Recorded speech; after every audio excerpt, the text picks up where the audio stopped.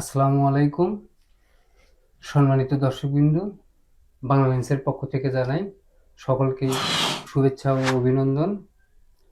বাংলালিন্সের নিয়মিত আয়োজনে টকশো অজানা গল্প, টকশো অজানা গল্পের বাংলার শিল্প সংস্কৃতি ইতিহাস ঐতিহ্য নিয়ে না বলা কথাগুলো নিয়েই আমাদের আজকের এই অজানা গল্প।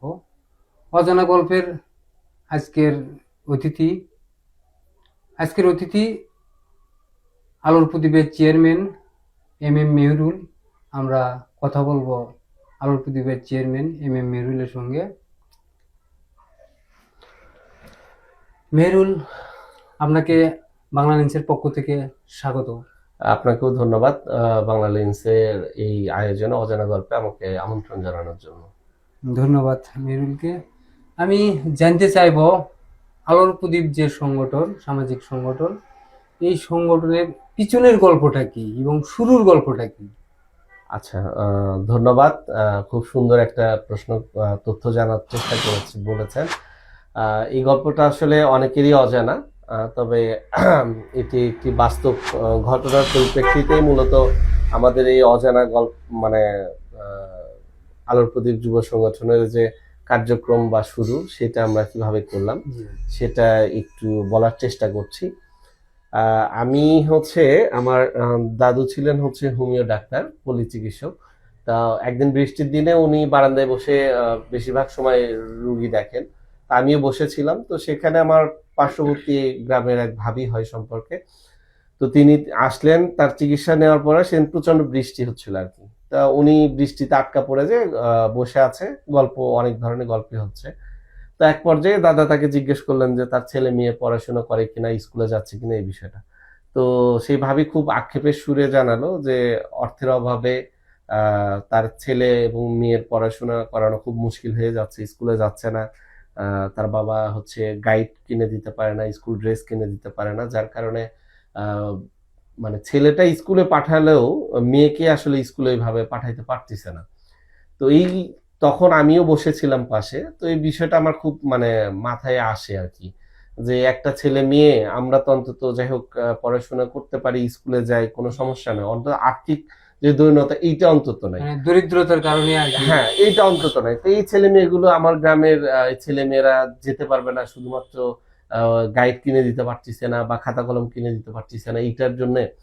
তো তখন আমি আমার সেই সময়ে যারা সহপাঠী এবং আমার গ্রামের যারা আমার ইয়ে ছিল, যাদের সঙ্গে আমি ওঠা বসা করতাম, তো তাদের সাথে বিষয়টা আমি ঠিক এইভাবে আলাপ করলাম যে আমি খোলাখুলি বলছি আর কি, যে অনেকে এই ধরনের সিগারেট খাইতো ওই সময়টাতে। এইটা 2008 সালের ঘটনা। তখন আমি সরকারি নাজির আক্তার কলেজের ছাত্র আর কি। তখন সালটা কত হবে? এটা 2008 সাল, 2008 সালের ঘটনা। তো আমি তাদেরকে বোঝালাম এরকম যে ধরো তোমরা তো সিগারেট খাও, তো তখন আসলে 2 টাকা করে একটা সিগারেট পাওয়া যেত আর কি।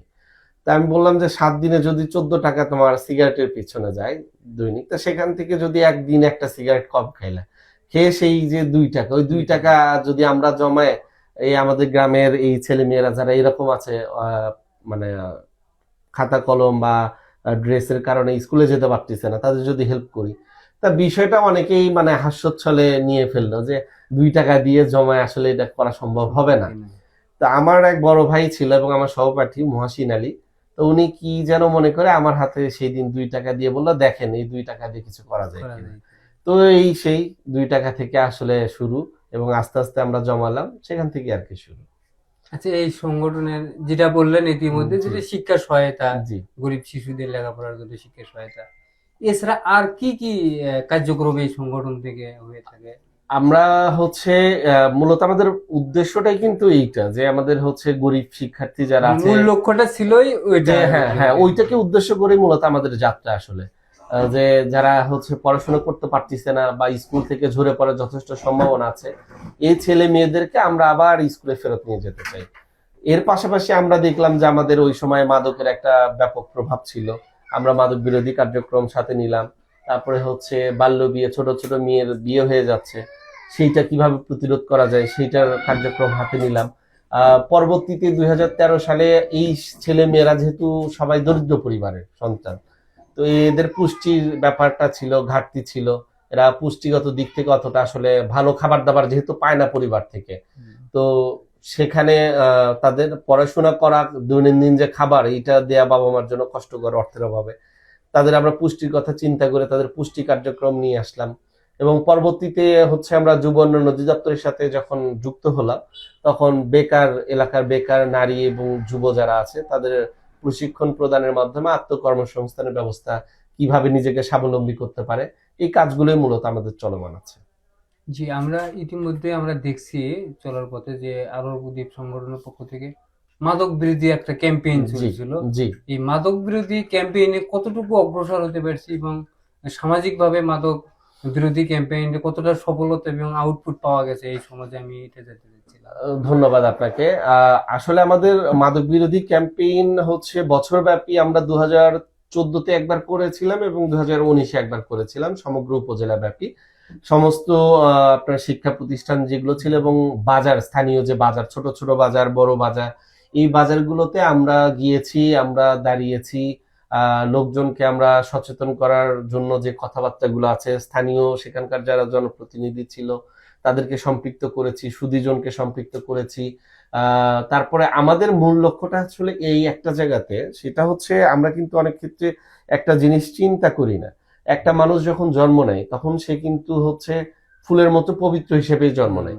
তো সেই মানুষটা যখন মাদকাসক্ত হয়ে যায়, সেটা কিন্তু সে জন্মগতভাবে হয় না। সে কিন্তু পরিবারের বিভিন্ন পারিপার্শ্বিক সামাজিকতার অস্থিরতা, বা হচ্ছে এই মাদকের যে সহজলভ্যতা, বা তার হচ্ছে একটা অজানা জানা সঙ্গদোষ, এগুলোর কারণে কিন্তু সেই পথে চলে যায়, বা তার হচ্ছে বিষণ্ণতা থাকতে পারে, বা প্রেম ঘটিত কোনো বিষয় থাকতে পারে, এগুলোর কারণে কিন্তু হয়।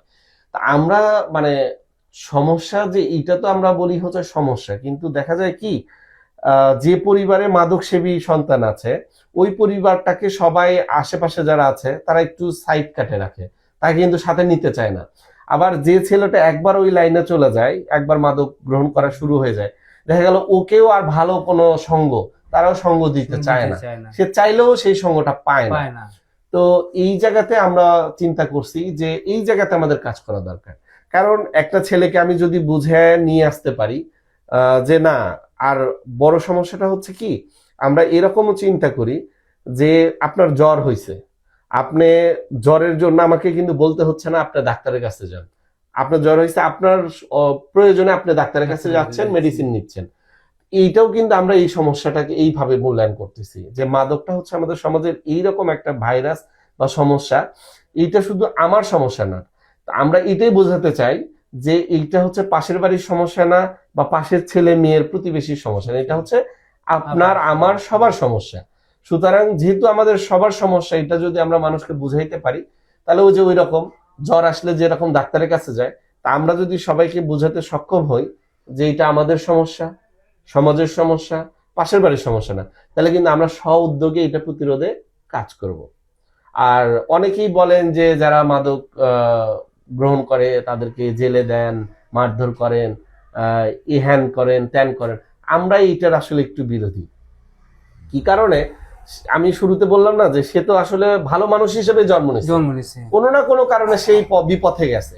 তো এই তাকে আবার সুপথে নিয়ে আসার দায়িত্ব কিন্তু আমাদেরই। এখন তাকে যদি আমরা ফেলে দেই, তাহলে সে তো গেল, সাথে দেখা গেল সে আরো 10 জনকে নিয়ে চলে যাবে। অথচ তাকে যদি আমরা আবার সঠিক পথে নিয়ে আসার চেষ্টা করি, তাকে সেই সুযোগটা দেই, দেখা গেল সে তার জীবনের গল্প যদি আরো 10 জনের কাছে করে, তাহলে ওই 10 জন সেখান থেকে শিক্ষা নেবে এবং এই পথে আর যাবে না। আমরা মূলত এই কাজটাই করার চেষ্টা করছি, মানুষকে সচেতন করার কাজটা করছি। তো এই আন্দোলনে মোটামুটি আমরা বলতে গেলে উপজেলার একটা ব্যাপক একটা সাড়া পেয়েছিলাম মানুষের মধ্যে। আমাদের হচ্ছে আপনারাও সহযোগিতা করেছেন, সবাই সহযোগিতা করেছে এবং মানুষের মধ্যে একটা বড় প্রভাব পড়েছিল এটা। কিন্তু খুব সুন্দর কাজ আমরা দেখছি ইতিমধ্যে যে আসলে সোনাতলার অনেক সংগঠনই আছে যারা কিন্তু এই মাদকের বিরুদ্ধে এইভাবে, আসলে যারা প্রশাসনের যারা দায়িত্ব আছে তারা কিন্তু তাদের দায়িত্বের ঠিক যেটুকু না হলেই নয় এটা বাস্তবায়ন। ইতিমধ্যে গত অতীতে যে সরকার তারা কিন্তু মাদকের বিরুদ্ধে 0 টলারেন্স ঘোষণা করেছিল কোনো এক সময়, সেই সময় মোটামুটি আমরা দেখছি প্রশাসনের ভালোই তৎপরতা ছিল এবং তারা মাদকের বিরুদ্ধে কঠোর পদক্ষেপ গ্রহণ করছিল। তো সেই জায়গা থেকে আমি আলোর প্রদীপ সংগঠনের যে তৎপরতা বা ক্যাম্পেইন, জায়গায় জায়গায় ক্যাম্পেইনের মাধ্যমে সচেতনতা তৈরি করা এটা খুব বিশাল একটা গুরুত্ব পায় না, আমরা আমাদের সমাজের দিক জন্য। থেকে চেষ্টা করেছি আসলে মানুষকে সচেতন আমি করা যায় আমি কিনা। জানতে চাইবো আরেকটা জিনিস, যে সমাজের যে তরুণরা আছে, তরুণ জি, জি। তরুণী আছে, জি, তাদের জন্য এই সংগঠনের পক্ষ থেকে আসলে কি ধরনের কাজ এবং সেই কাজ কতটুকু অগ্রসর হয়েছে আলোর প্রদীপে? আপনি ধন্যবাদ। এইটা হচ্ছে একটা ভালো প্রশ্ন করেছেন যে আমাদের সমাজে যারা এখনকার জেনারেশন আছে, যারা তরুণ, আসলে দেখেন এই বিপথে যায় কিন্তু হচ্ছে যারা এই তরুণ বয়সে থাকে, এই যে 17, 18, 14, 15 বছরের এই ছেলে মেয়েরাই কিন্তু এই বিপথে বেশি যায়। কারণ তাদের হচ্ছে ওই ধরনের মানে অনুধাবন করা, খারাপ ভালো মন্দ বিচার বিশ্লেষণ করার ওই বুদ্ধিটা অতটা হয় না। আমরা এই যে দেখেন, আমরা আমাদের সংগঠনে যে ছেলে মেয়েগুলো কাজ করছে আমাদের এই ভালো কাজগুলোর সাথে বা এই সোশ্যাল ওয়ার্কের সাথে, আপনি শুধু আমাদেরটা না, এই যে যারাই এই ধরনের সামাজিক উন্নয়নমূলক কাজকর্মের সাথে যুক্ত আছে এই ছেলে মেয়েগুলোর দিকে দেখেন, এরা কিন্তু বিপথে যায় না, এরা ভালো হয়। কারণ হচ্ছে কি, তাদের ভিতরে ওই চর্চাটা হয়।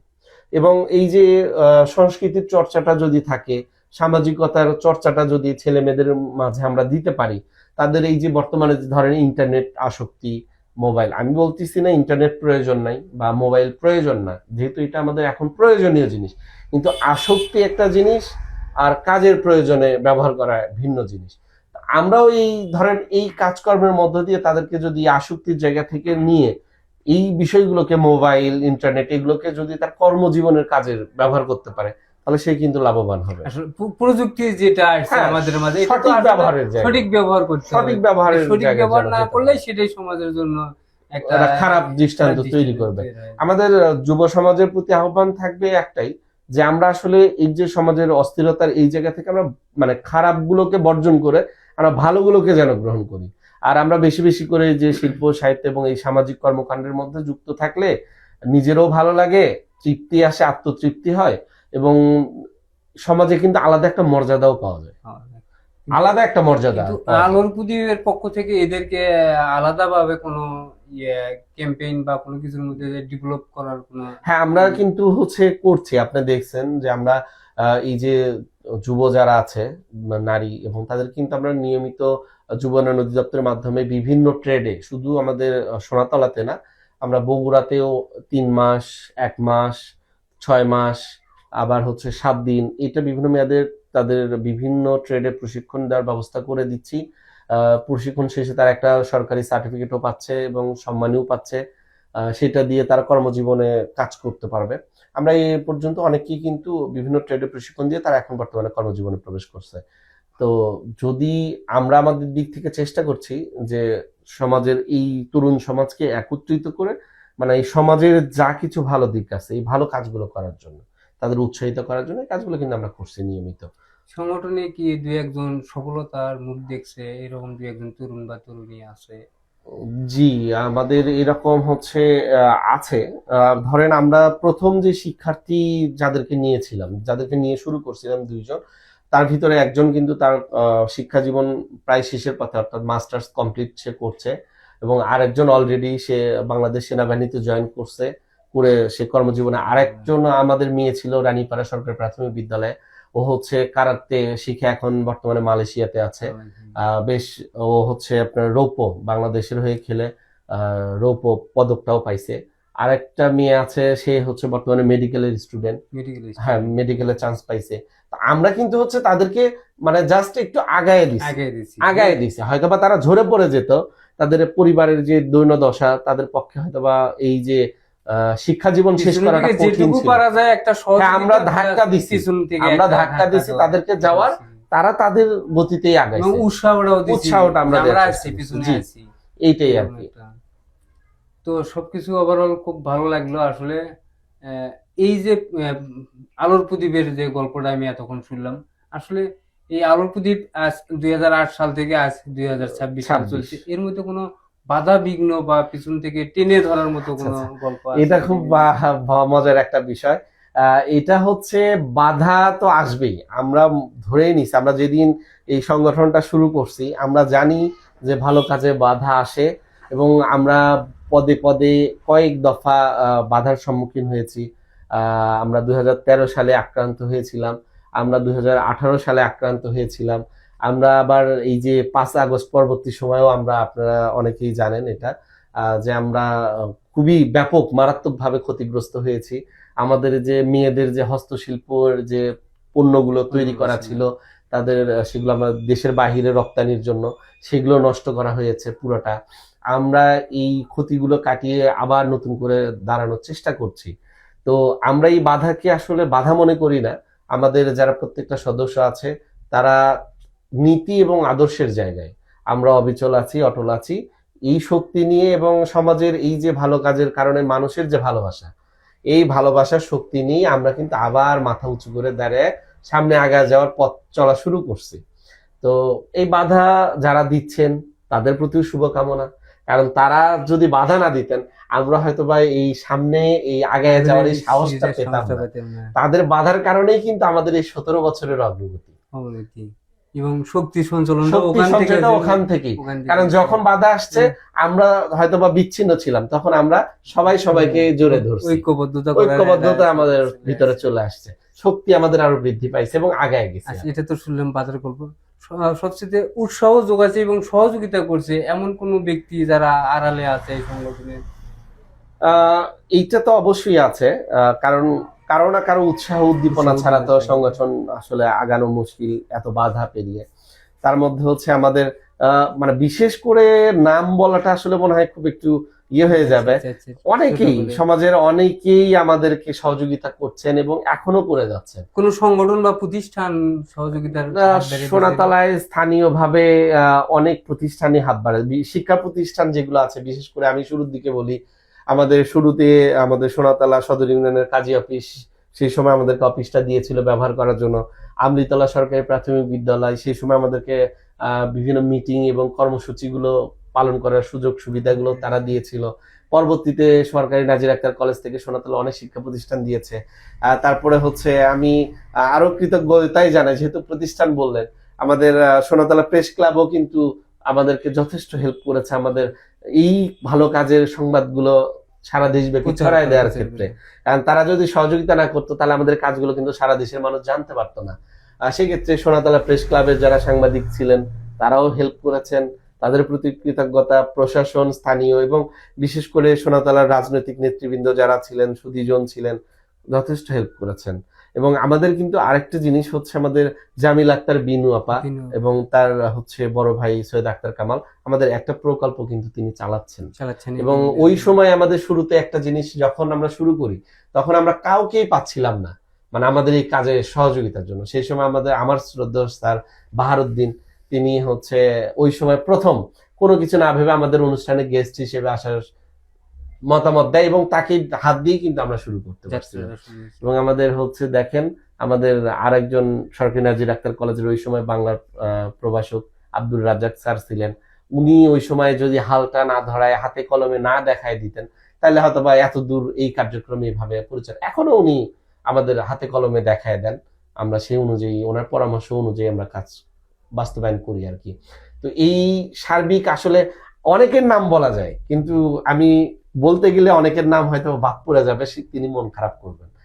না ঠিক আছে, তো কিছু বলার দরকার নেই। আর আমরাও প্রায় অনুষ্ঠানের শেষ দিকে চলে আসছি আমাদের অজানার গল্পের। আমরা তৃণমূল থেকে আসলে ঘটে যাওয়ার যে অজানা গল্পগুলো আমরা জানি না, জানানোর চেষ্টা করব। আমি আরেকটা জিনিস জানতে চাইবো শেষে, সেটা হলো কি যে আসলে এই আলোর প্রদীপের লক্ষ্য উদ্দেশ্যটা কি এবং আমরা কোন জায়গায় যা পৌঁছার উদ্দেশ্য নিয়ে আমরা এটা আমি জানতে চাই। জি, আমাদের আলো প্রদীপের মূল লক্ষ্য এবং উদ্দেশ্যটাই হচ্ছে আমরা নিজেরা ভালো থাকা, সমাজকে ভালো রাখা এবং আমাদের প্রত্যেকটা মানুষ যেন ভালো থাকে। আমাদের সাথে যারা যুক্ত আছে তারা যেন সমাজের একটা ওই জায়গাতে যায় এবং আমরা যেন সমাজের চিন্তা চেতনার জায়গাটা ঠিক ওই জায়গাতে নিয়ে যেতে পারি, যেখান থেকে আসলে মানুষের ভালো বই কি খারাপ কোনো কিছু না হয়, মানুষ যেন খারাপ চিন্তা থেকে মুক্ত থাকে, ভালো চিন্তাগুলো করে। এই জায়গাটাতে আসলে আমরা নিয়ে যেতে চাই। আর আমরা শুরু থেকেই ঘোষণা দিছি, আমরা আলোর প্রদীপকে শুধুমাত্র আমাদের আঞ্চলিকতার মধ্যে না, আমরা সারা দেশব্যাপী আমাদের কার্যক্রম বিস্তার করতে পেরেছি, পরিচিতিটাও হয়েছে ওইভাবে। আমরা এটাকে জাতীয় পর্যায়ে একটা প্রতিষ্ঠান হিসেবে দাঁড় করাইতে চাই এবং 2 টাকা দিয়ে যে একটা ভালো কাজ শুরু করা সম্ভব, এই দৃষ্টান্ত আমরা সমাজে উপস্থাপন করতে চাই। জি, ধন্যবাদ আপনাকে। আমি সবাইকে জানাতে চাই যে আসলে 2 টাকা ইচ্ছা শক্তিটা হলো বড় জিনিস।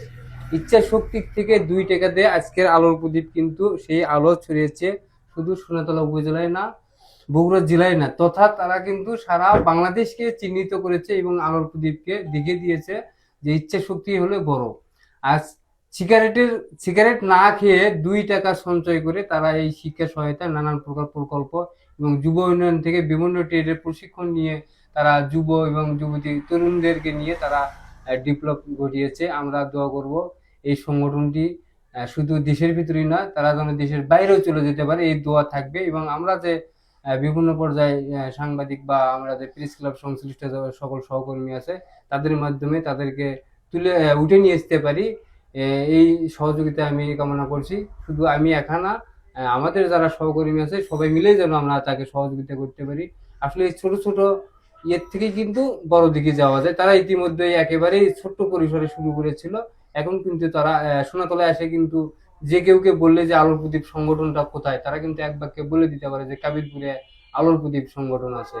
আর তার আলোর তীক্ষ্ণতাই কিন্তু আমরা সবাই জানতে পারি যে আলোর প্রদীপ সংগঠন সোনাতলায় আছে। আমরা সবাইকে আহ্বান জানাবো যে আলোর প্রদীপকে একটা উদাহরণ হিসেবে নিয়ে আমরা সমাজে আরো কিছু কিছু জায়গায় যেগুলো আছে বঞ্চিত লোক আছে সেখানেও যেন এরকম সংগঠন খুললে তারাও এই সমাজের পিছিয়ে পড়া লোকদের সহযোগিতায় আসতে পারে। এখান থেকে তারা কিন্তু শিক্ষাও নিতে পারে, শিক্ষা নিয়ে তারা আগামীর পথ চলতে পারে। তো আমি ইতিমধ্যেই বাংলাদেশের নিয়মিত আয়োজন টক শো অজানা গল্পের আজকের যে অতিথি ছিল আলোর প্রদীপের চেয়ারম্যান MM মেহেরুল ইসলাম, তাকে ধন্যবাদ দিয়ে আমি আমার প্রোগ্রাম শেষ করব। আমাদের এই বাংলালিন্স অনলাইন নিউজ পোর্টাল এবং ইউটিউব চ্যানেলও আছে আমাদের বাংলালিন্স, আপনারা সেখানে দেখতে পারবেন আমাদের এই প্রোগ্রামটি এবং নিয়মিত প্রোগ্রাম। এছাড়া আপনাদের যদি কারো থেকে থাকে এরকম সংগঠন, অজানা গল্পের কোনো ব্যক্তি বা প্রতিষ্ঠান যারা সমাজের জন্য নিঃস্বার্থভাবে কাজ করে যাচ্ছে, আমাকে লগ দিবেন। আমি সবাইকে আমার এই বাংলালিন্স আঞ্চলিক কার্যালয়ে তাকে আমি দাওয়াত করব এবং তাকে নিয়ে আমি প্রোগ্রাম করব। তার এই অজানা গল্পটাকে আমি ছড়িয়ে দিতে চাই আমার বাংলালিন্সের মাধ্যমে। এ পর্যন্ত সবাই ভালো থাকবেন, সুস্থ থাকবেন। ধন্যবাদ সকলকেই। আসসালামু আলাইকুম।